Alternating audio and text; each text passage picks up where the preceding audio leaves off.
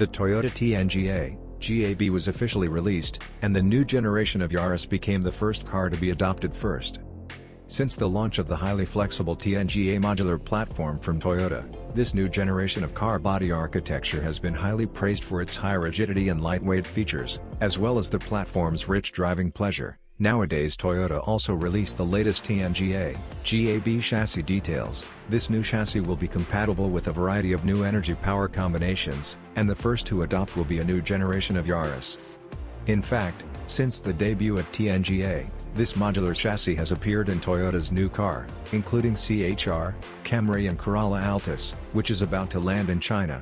This platform is also an important indicator for Toyota to regain its passion, because the original factory has put a lot of effort into the TNGA chassis, in order to improve the rigidity and handling performance of the car, which is very different from the previous comfort orientation of the brand. It is Toyota's moving towards sports and driving performance. An important step. This time, the GA-B platform extended by TNGA is designed for small cars. The original factory also claims that the chassis is focused on improving driving performance and safety during development. This platform also allows the car to be changed at will.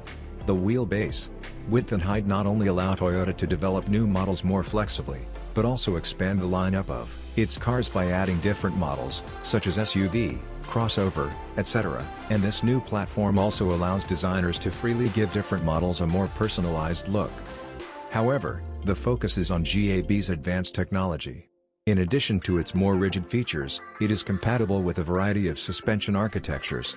This means that even if Lexus wants to use this platform to develop more advanced models and adopt costs higher multi-link suspensions are fine. GA-B will also have the same low-centered features as other TNGAs. The original factory also said that the driver's seat will be lower and biased towards the center of the car to provide a more attractive driving posture, simply more bloody driving position. Will this new generation of Toyota Yaris make you look forward to it, and will the new generation of Vios be built on this GA-B platform?